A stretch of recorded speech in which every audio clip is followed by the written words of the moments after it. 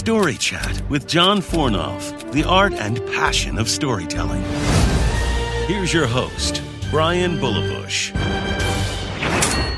Hello, everyone. Welcome to StoryChat. I am your host, Bryan Bullabush, and with me here today is the illustrious John Fornof. How you doing today, John? I'm feeling illustrious. Thank you.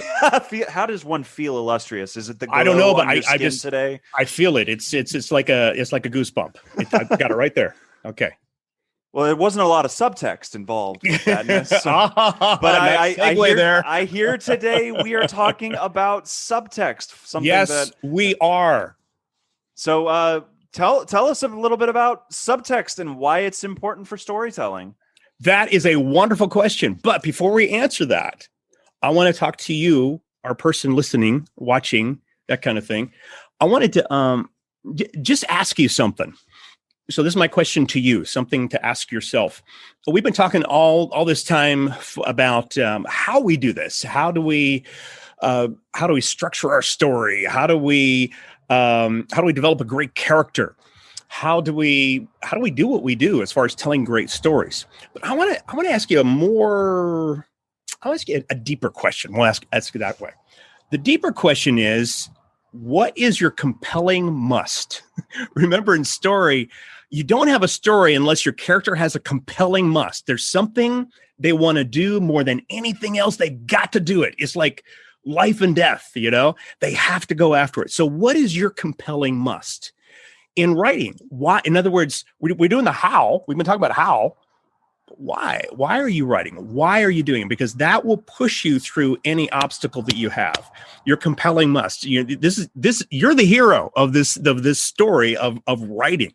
So you got to have a compelling must. Why am I doing what I'm doing? It might be, I want to make a difference in the world. And we'll talk about that in a moment, toward the end, actually. Or maybe it's, I just feel like there's something creative in me that needs to come out. My friends have always told me I'm a great storyteller. I just want to explore this and just see what it's like. Great. Any one of those. But somewhere along the line, you got to grab that compelling must. I've got to do this. And that'll get you up in the morning. That'll get you writing at night. That'll get you going as far as your writing goes. So ask yourself, take some time to figure out why. And not just figure it out here. That's where your compelling must really comes from, is right here. It's not what you think about. It's what you feel. And this is something I've got to do. I've got a great friend, Kathy Buchanan, and she says, I cannot not write, which is really bad grammar, but wonderful sentiment. And I love Kathy. We can let her slide on that one, but I cannot not write. And that's her compelling must. She's got to write. It's part of her life flow, what she's got to do. That's something she was born to do. So find out your why. So that I'd really encourage you to find out that why. That's your compelling must. That'll push you through any obstacle that comes your way. You've got things will distract you. You've got problems will hit you. Situations will hit you. And you got to have the compelling must to push through those obstacles to achieve what you really want to do, what you're called to do. And so that's my compelling charge for you, is to find your compelling must. Why are you doing this? There we go. Excellent point. It's, for me, something that I struggle with. Why am I doing this? It's all, as a former professor of mine would say, it's all about intentionality. Mm-hmm. Be intentional in everything you do, from your writing to your life. I got to chime in. Exactly right. This actually spills over into your life. Is what is your compelling must in life? What do you? And this goes beyond writing, obviously, but it could obviously include writing. But what's your compelling? Why are you getting up in the morning? Why are you doing what you're doing? Because you got to have that compelling must. What am I called to do? Why am I here on earth? And just take some time away and just explore that question. If you're a Christian, spend time with God. If you're not a Christian, just spend time thinking through, why am I here? What am I wired to do? And as you delve into that, you're going to find the truth of why you're here. And that's a compelling must, if there's anything. That also, I feel, segues into subtext. Why are characters in a scene? Why are they doing what they're doing? So, starting out, with the rest of today's episode. Subtext. What can you tell me a little about that? For me as a writer, that's a scary word, because if I know if I don't have subtext in my scene, I'm doing my scene wrong, and the scene can't be about what the scene is about. All this stuff being thrown around. Subtext to me is a relatively scary word. Oh, I didn't mean to scare you, Bryan. I don't want you scared. It's okay. Yes, you're fine. But I am triggered. No, I'm just all right. Okay, great. Now we're gonna have an episode right here on StoryChat. It's really comes down to what's really going on in the story, and you know what? It's nothing to be scared of. It's something to think about. What's the story you really want to tell? So there's two stories you want to tell. And if you really dig deeply, you're going to get this right off. And it's nothing to be scared about. The first thing is, here's a story you want to tell on like just the outside of it. So you've got a character, they've got the compelling must, they've got to get this or life won't be the same. And they've got to go through this compelling, they've got to go through those obstacles to get to their objective. Do they get it or not? That's the climax. Okay. So all that goes, that's your outside story, right? The inside story is what's really going on in their heart. And as a writer, write from here. Don't write from here. Here's text, here's subtext. Okay, so when you write from your heart, that's a story you really want to tell. I don't want to just tell a story about a retired FBI agent that is called back into service when we find out his country is in trouble and he's got specific skills that nobody else on the planet does, and they're calling him back and he's 87 years old. And so there's a story there, right? Okay, so that's I just made that up, but that's an outer story. So I'd watch that. But what's going on at the heart level? At the heart level, let's find out what that story is really about. That's what compels you as a writer. So what would grab me about that story is I want to talk to people, and maybe myself. Some people think, well, some people might think when they get to retirement age, I'm just retired. I'm kind of moving on. I'm just kind of like, there's nothing left in life for me to do, kind of thing.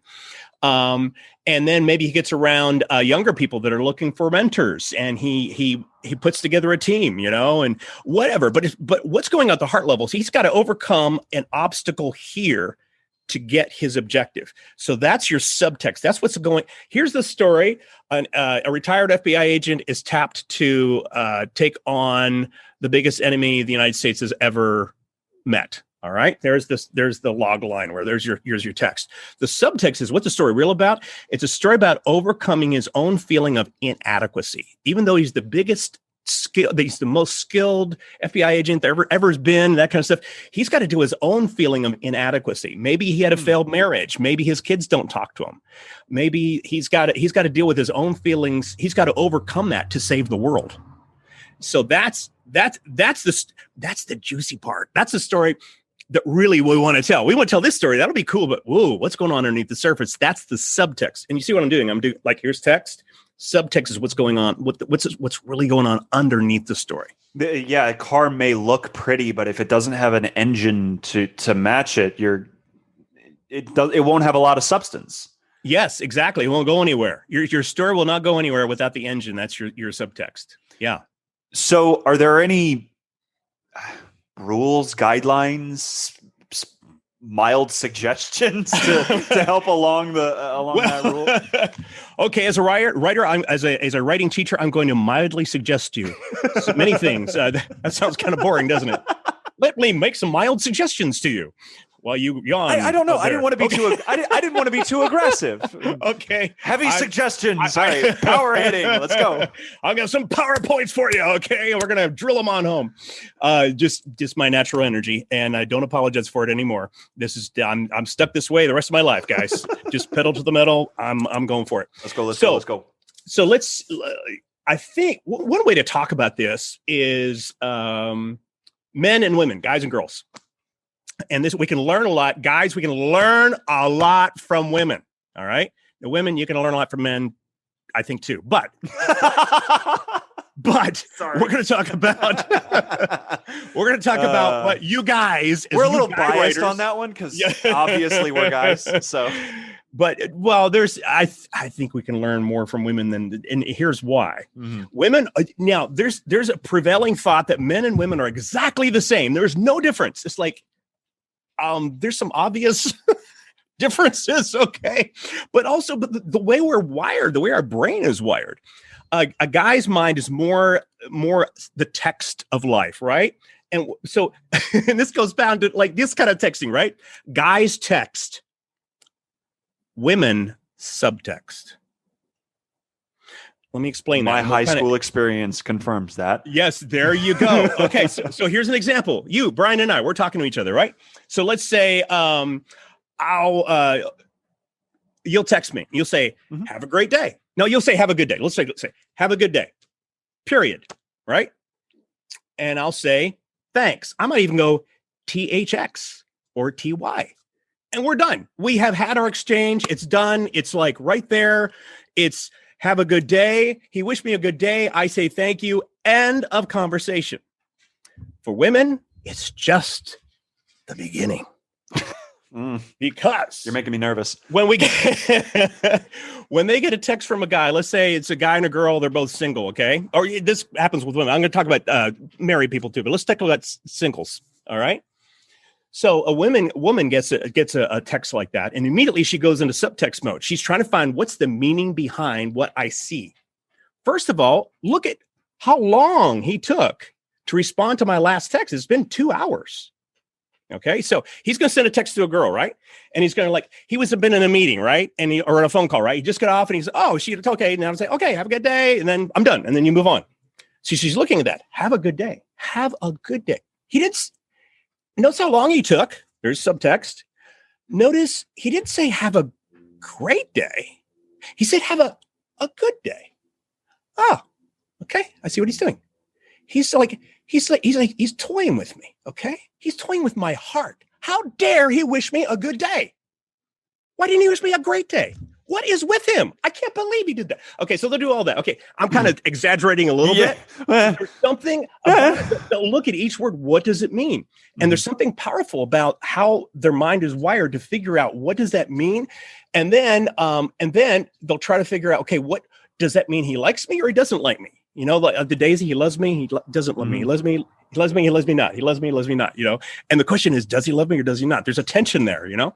So women pick up on this naturally. Guys, as guy writers, as far as girl writers, guy writers, is pick up on this, learn from women. Okay, let me give you another example of this. And again, we're talking about text versus subtext. If you open up, if you could like have a little latch on a guy's brain and you open it up, if you look inside, there would be a waffle. All right. And the waffle is like compartments. All right. So you have it's divided like a Belgian waffle. All right. So you picture the Belgian waffle sitting in a guy's brain. It's a waffle up here. So there's compartments. You got the upper left quadrant, the lower right quadrant, the upper right quadrant, the lower left. You got, it's quadrants. And we think like this very methodical. Also, we're very linear, and very binary. Yes, no, 1, 0, black, white. We're just let's do this. Okay, goal, 1, 2, 3, done. And we're done. We're done. Okay. You go to a shopping center, you conquer the shopping center. You don't talk to your friends and contemplate the meaning of frozen foods. You got a list. You're going to hunt, conquer, come home. I win. Very primal, very caveman. Yes, I've got the green beans, So, all right. For a woman, if you open up their head, inside you will see spaghetti. All right. Now I got this from somebody else, just to let you know, waffle versus spaghetti, but this is really good stuff. So their brain is all interconnected. And actually physically, there's something that happens around birth, just before birth. Like guys are wired like women at the beginning. The brains are, and something happens. I'm not sure why God designed it this way, but all of a sudden, whoop, it goes in half where you have left brain, right brain. There's the waffle. Okay. But women, they stay, the right and left brain connects. Left is more logical, that kind of thinking, logical thinking. Right is more creative generally. Okay. Their brains, everything's wired together. It all connects. All right. So men, it's a definite connection. So this all relates to subtext and text. Text and subtext. So guys are more text. It's like yes, no, that kind of thing. If our stories were just about text, they would be boring. And guess what? A lot of faith-based films are just text. It's all on the surface. And what you're doing is when you are just giving text, when you're just giving what's there rather than what's under the surface, how it's connected, how you feel, a lot of subtext is about this part, right? Text, subtext. When you're just writing this, you're not affecting this at all. You're missing it. So we need to learn something from women. We need to learn how to connect with the emotions. A story is a journey of emotions, not a journey of thought. That's what along the way, but it's emotions. I saw a light bulb going. That's really good. That is a comparison that I've never heard before, but it rings completely true. Good. And it's well, thank you. So that's something just to keep in mind as you're writing from here, not from here. Sorry, I didn't mean to throw you off. No, it's good. Particularly hard. Oh, that's good. No, please do. I like your response because it helps. Yeah, and I'm talking to humans, but it's hard to see you as a human. And so, Bryan, you are our token human here. Thank you. Hi. Okay. And you're far from a token. You're my producer. So thank you. So there's text and subtext. Here's the thing. A lot of faith-based films, and they're getting better. They're getting better, okay? But a lot of them, wow, they just stay on that surfacey level. They're preaching, and they fail to connect. And people know that. Like people that from the secular world watching a faith-based movie, they'll know it's propaganda. It's Christian propaganda. It's like, why would you watch that? Because it's like, if you want to get preached at, you go to church and there's a guy in a pulpit, right? All right.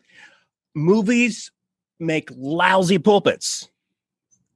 All right. And Ralph Winter says this. Ralph is a veteran filmmaker, did X-Men, Fantastic Four. Great guy. Love this guy. We have conversations now and then talking about stuff, working on a secret project together. Ooh. But Ralph says that movies are not so good about giving answers, but they're great about raising questions. And that's what subtext does. Subtext raises questions. If you do everything on the nose means you say exactly what you feel and there's nothing behind it. For instance, there's a movie, I will not refer to what the movie title is, but maybe you'll pick it up. In this movie, the lead guy is talking to the lead girl and he says, and I quote, this is a multi-million-dollar movie, right? Are you ready? Get ready for this. Get ready. Get ready. I'm not sure I'm ready. You're about to be blown away by this dialogue here. Brilliant dialogue. Here it comes. Shoot.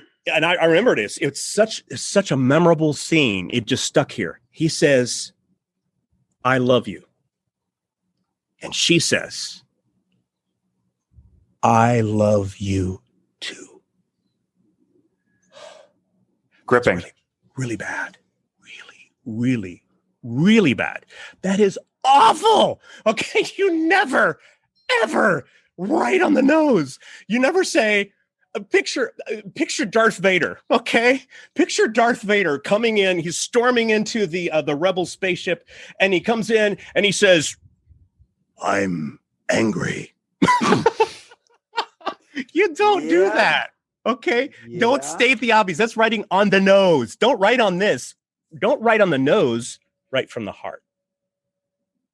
When you write from your nose, it's messy. Okay, all right.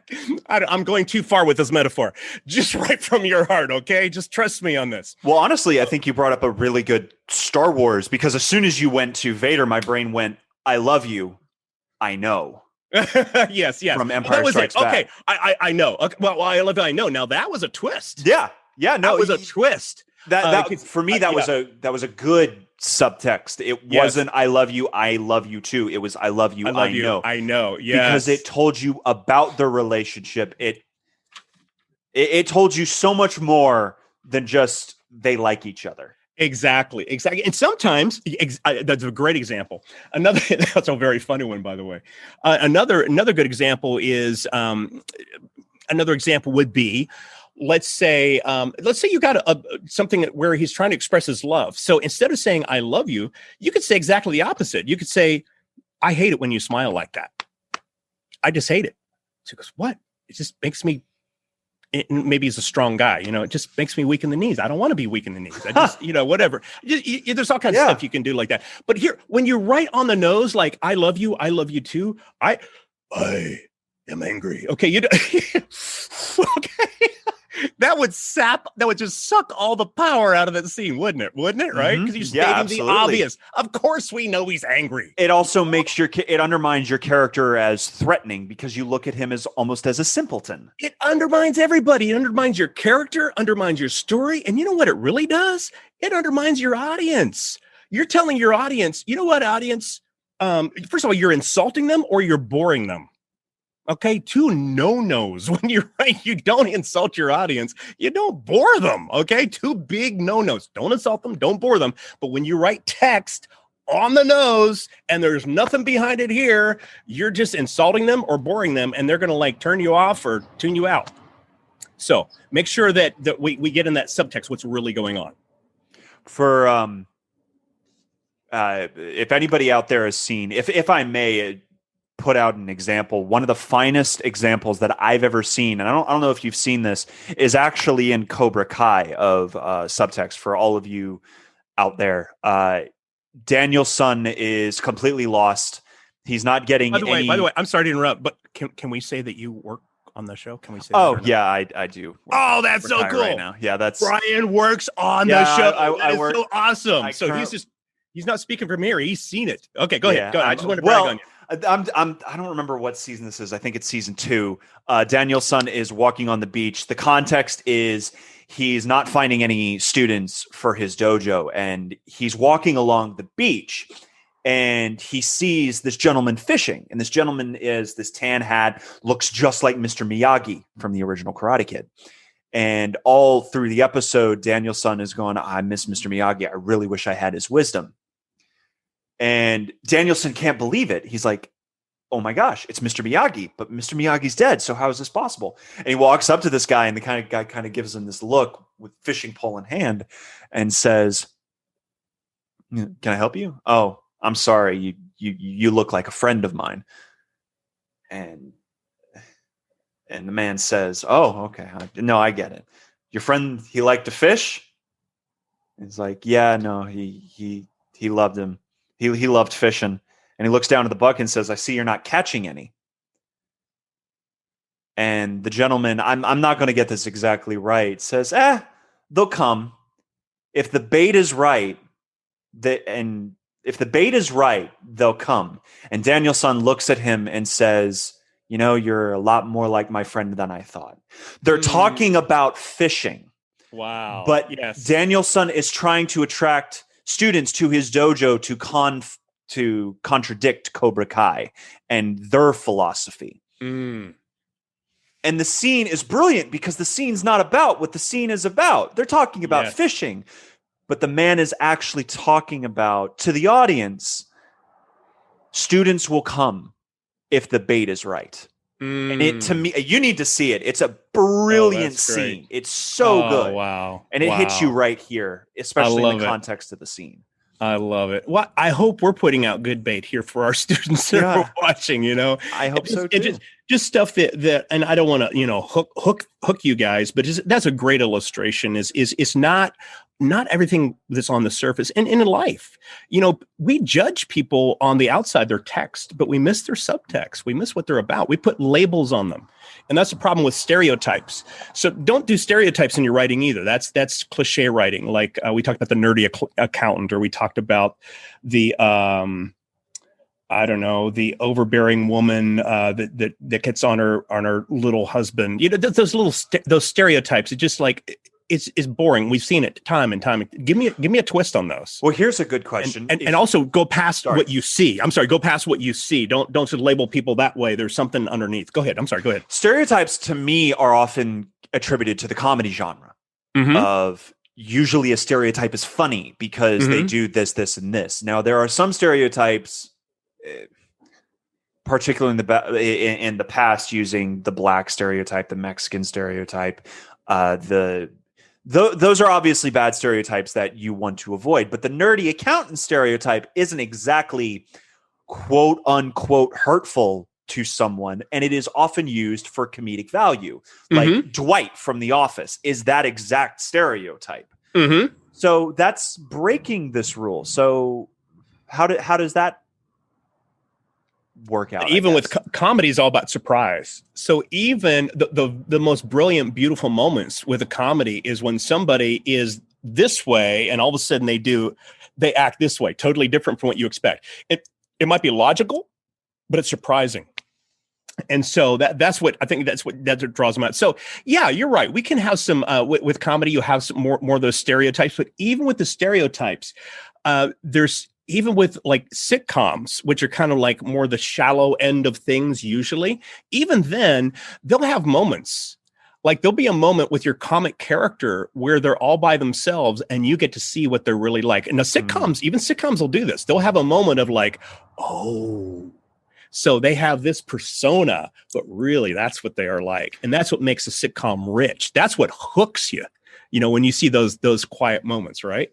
So it's maybe along the lines of you're allowed to have a stereotype, but don't stop at the stereotype. Keep going. Oh yeah, keep going. Go deeper. Give us a twist, or give us a depth. Give us something surprising. That's the thing with all kind of storytelling characters. Give us something surprising, not illogical. It's got to be logical. Okay, it's got to make it's like, okay, I didn't see that coming, but yeah, that makes sense. It's got to make sense, but give us something surprising. A couple of things I'm going to bring up. Anything else I was going to bring up on a couple things on two great storytellers here. One is, I'm not sure he's a great storyteller, but Saint Francis of Assisi. He had this great phrase. He says, "Preach the gospel at all times, and when necessary, use words." And that goes back to a great proverb for storytelling is show, don't tell. So you don't just put things out there. It's just like, okay, do this, don't this, that kind of stuff. Show it through action. Show it through their character. And that's part of getting down to the subtext. So you might have an agenda to do this. Okay. Throw the agenda away. Speak truth. Speak truth. For faith-based films, we don't need to do product placement for Jesus. All right. And it's something I call gratuitous Christianity. All right. Where it's like, oh, we got to get the Jesus part in there. It's like, oh, please don't do that. And, oh, we got to put a salvation scene in there, get them saved. We got to do that, because we've got, usually this is what happens. We've got a Christian investor and they say, I won't support this movie unless there's a salvation scene in it. It's like, okay, you got to earn that moment, by the way. Don't just stick it in there. Don't just force it in there because you're cheating. You're not telling the truth. There's a journey people take to come to faith. Some are quicker than others, but it's never cheap. And tell the truth. Tell the truth. And even if it takes you places that are scary, look at the Bible. It took us some scary places. Look at David, our hero. We went some scary places with David and his journey. But the Bible is truth. It's tell the truth. Some of the protagonists and some of the stories are, you got tax collectors, you've got prostitutes, you've got pretty shady people. Oh yeah, but it tells the truth. Warts. Some people say it's warts and all. You show what they're really like, and I think a lot of faith-based movies we just try to we want to clean it up, make them role models. It's like I see that. Okay, get that, role models, but we're not perfect. We mess up. That's what makes the heroes of the Bible the best-selling book of all time. It makes them relatable. By the way, I want to speak of this. This is really important too. Talk about text and subtext. All right, so I'm going to say something heretical, so be ready, okay? Oh, no. Everybody put on your seatbelt. Oh, no, he's going to say something heretical. Okay, you ready? Here it comes. Oh, boy. Get ready. We'll get letters. I'm sure we're going to get letters. When Jesus told stories, not one of his stories mentions the word God. I'm not done being heretical. Hold on. Not one of his stories. He told like 37, 38, 39 parables. I'm sorry. And I got to look up the number again, but it's in the high 30s. He told all these parables. He didn't go anywhere without telling a story. That should tell us something as storytellers. He didn't go anywhere, Matthew says, without telling a story. Something important there. Best storyteller ever was, right? So the thing about him, he never had, ready for that? Here's his second heretical thought. Not one of his stories has a salvation scene. Oh, they would never get by today's faith-based criteria here. But they're all about salvation. They're all about truth, the way, the life. They're all about love. They're all about what the message of salvation is without closing the sale. And one time Jesus is telling his story, right? I think he's telling his story about the seeds, right? And planting the seeds in different soil, and it comes up like that. And then he's done. He's done telling the story. And it's a wonderful little story about, what happens when the farmer, when you throw the seeds out and the birds pick it up. And then he's done for the day. He's walking and the disciples are like, aren't you going to tell us what that means? And he kept saying this over and over again. He who has an ear, let him hear. If you're tuned in, you'll get the subtext. You'll get it. But if you're not tuned in, you'll just get a great story. So as writers, you don't have to hammer home the moral of the story. You don't have to say, call 1-800, ask Jesus now, on the bottom of your screen. You don't need to do that. Tell the truth. And the great part about that is that implies that he respected the intelligence of humanity. Thank you. We don't as a lot of faith-based writers. Again, this is changing, thank God, literally. But we don't respect our audience. Respect the intelligence of the audience. Give them little clues. Give them little breadcrumbs. Give them little hints, little clues. That's part of the fun. It's part of the game. They get to oh, I know what I think he's saying. Oh, yes. But if you just say it right up front, it's sort of it's like searching for a treasure, and you get on an island, and you get there, and then let's say you've been searching your whole life for this treasure, right? And you get on this island, you're ready to explore it, and there's this old guy sitting there, and he says, "Oh, it's right there." It's like, where's the story? I want to battle some, some pirates. I want to wrestle with an animal or two, or I want to go through something to get that treasure. It's a boring story if you just give me some stuff there. So anyway, a thought. I want to leave you with something. And this is my challenge to you. And this is kind of really the heart of what StoryChat is about, and what I want to impart to you. I want to tell great stories. And I want to help you tell great stories. And together, you and I can change hearts and minds. And together, you and I can change the world. Let's do it.